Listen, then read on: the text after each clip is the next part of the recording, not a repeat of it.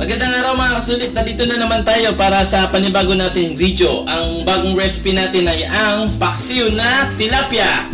So ang main ingredient natin mga kasulit, tilapia.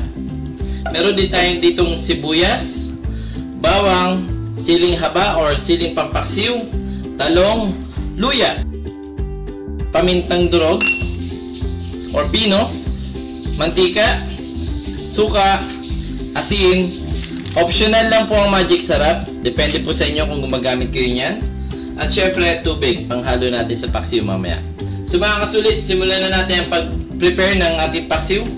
Una sa lahat, kuha lang ng lagayan kung saan tayo magluluto. Ilagay lang ang sibuyas, luya.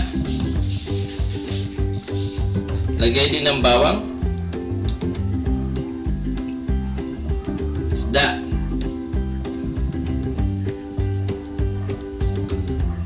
so yes, maliit lang yung lagay natin kasi maliit lang, konti lang naman yung ipapaksiw natin. Asin. Tulad pa rin ng dati mga kasulit, tansyahan pa rin tayo.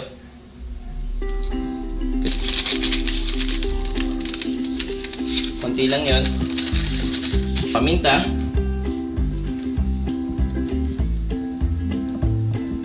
So ganun lang mga kasulit, no?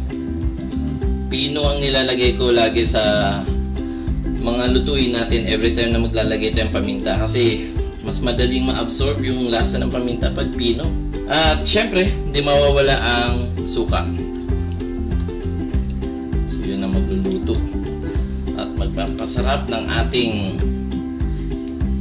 paksiw. Sili, mamaya na yung dalawa, yung tirang mga bawang, sibuyas at luya. Saka natin siya isasalang sa napakahinang apoy.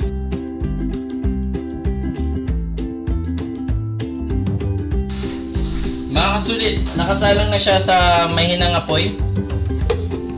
Saka natin siya tatakpan. Hintayin lang natin siya kumulo. Saka natin ilalagay yung mismong tubig at yung ibang ingredients ng ating pinaksiw na tilapia. So, stay tuned lang mga kasulit. After nito, balikan natin pag kumulo na yung niluluto nating paksiw na tilapia.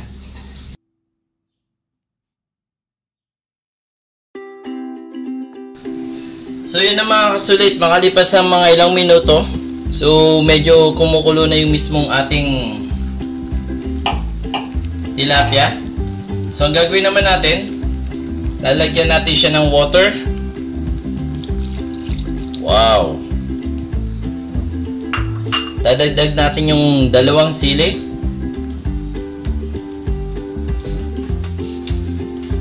At syempre, ang talong. Di mawala ang talong dahil masarap ang talong sa paksiw. So tulad ng sabi ko, hayaan lang din natin siya na kumulo ang ating paksiw. So mamaya mag-adjust na lang tayo.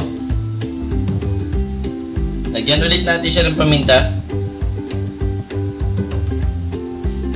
So yun na nga mga kasulit, napakasarap, no? Saka natin siya lalagyan ng mantika, ng napaka-konting mantika lang.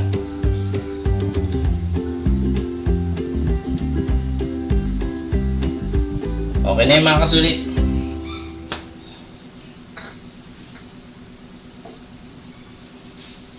So mamaya titikman natin yung lasa, saka tayo mag-adjust. So hayaan lang natin siya ulit maluto mga kasulit.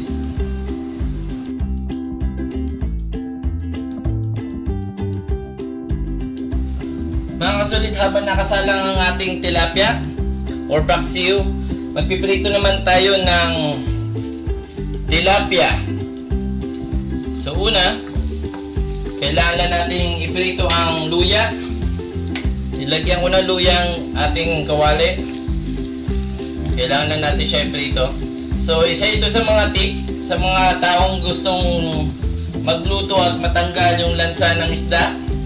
Ang gagawin nyo lang, iprito nyo muna ang luya sa mantikang pagpiprituan nyo ng isda.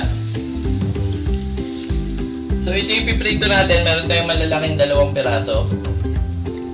Mga kasulit, ang ginawa ko dito, nilagyan ko lang siya ng asin at saka paminta.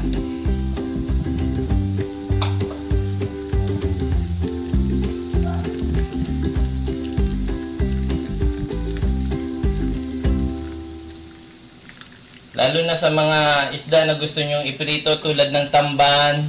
Yan, malalansa yan. Kahit na anong isda na sa tingin nyo yung malansa tulad ng hito. Sa mga kasulit, iprito na natin, salang na natin yung isda. Wow. Sa mga ilang minuto mga kasulit, kailangan na natin siya baliktarin.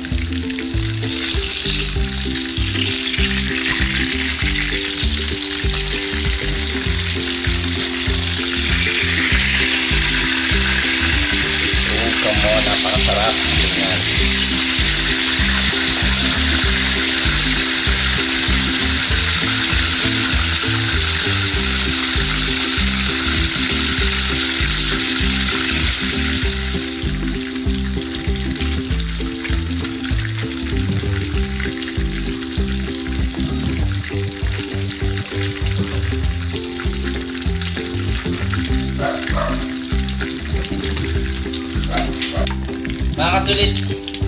Mga kasulit, luto na siya, so kailangan na natin siya hanguin. Oh my God, ang sarap.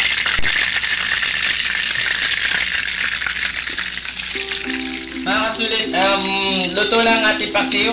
So meron siyang konting sabaw. And kailangan na natin siya patayin.